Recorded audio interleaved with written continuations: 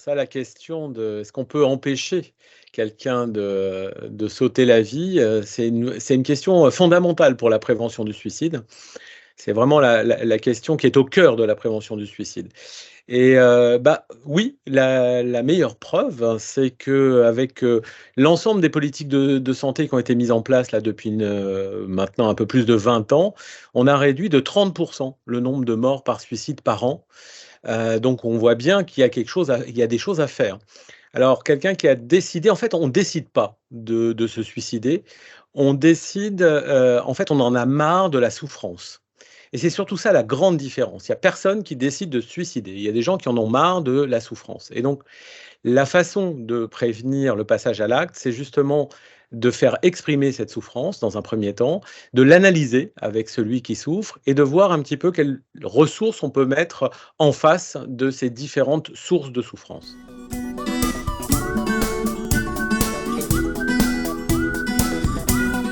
Alors, l'histoire de la prévention du suicide, elle n'a pas commencé, il y a 20 ans ni aujourd'hui. Elle a commencé globalement, dans l'après-guerre. Donc ça, c'est vraiment important, avec une première expérience qui était une expérience citoyenne, puisque, c'est la création des Samaritans, du côté anglais et qui a donné, SOS Amitié de notre côté, hein, qui est né, dans les années fin des années 60. Donc on voit bien que c'est une initiative citoyenne et puis après, effectivement, il y a eu d'autres initiatives, des initiatives plus sanitaires, j'allais dire.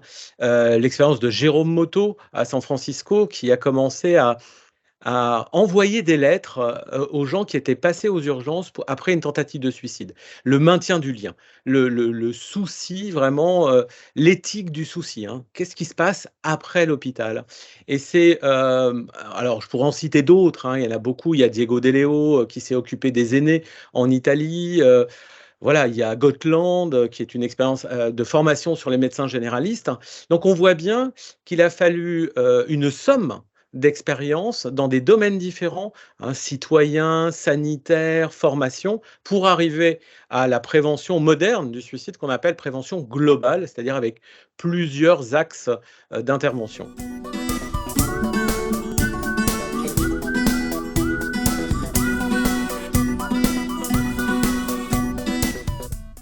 Alors, la politique de prévention du suicide en France, alors il y a eu des initiatives, hein. Il ne faut pas se dire que tout a commencé en 2000, mais véritablement, il y a eu une prise en compte par l'État français, par les pouvoirs politiques à la fin des années 90, hein, 98, début 2000 et avec une volonté de lancer des initiatives, hein, qui pourraient faire avancer la prévention du suicide. Mais avant, il y a des gens qui ont travaillé, bien évidemment, hein. C'est d'ailleurs sur la base des travaux des gens qui ont travaillé avant que l'État français a pu concevoir une politique, qu'on appelle globale, et ou multimodale.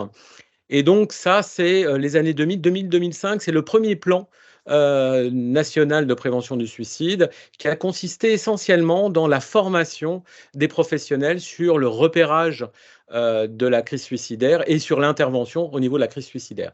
Et puis depuis, eh ben, il y a des couches supplémentaires, hein, qui sont mises en place. Il y a le programme Vigilance, hein, donc qui s'inspire de l'expérience de Jérôme Motto à San Francisco, donc le maintien du lien.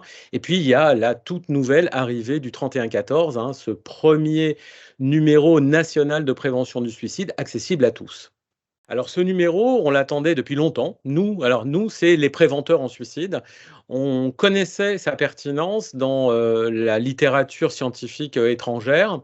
Il y a évidemment nos collègues québécois, hein, qui nous ont montré la voie et ce qu'il apporte, c'est un chaînon manquant dans la prévention du suicide. Donc il y a les associations avec, les lignes d'écoute, c'est très important. Il y a la formation, il y a vigilance avec le suivi après la tentative de suicide et il manquait entre, c'est-à-dire être disponible 24 heures sur 24, 7 jours sur 7 pour l'ensemble de la population, que ça soit ceux qui sont concernés par des idées suicidaires, par des tiers, mais aussi par tous les intervenants de première ligne qui peuvent repérer des idées suicidaires. Je pense à un prof, je pense à une assistante sociale, je pense à une infirmière scolaire, etc., pour répondre à leurs questions autour de la crise suicidaire. Donc c'est vraiment le chaînon manquant et ben, on est fiers de l'avoir mis en place depuis le 1er octobre de l'année dernière.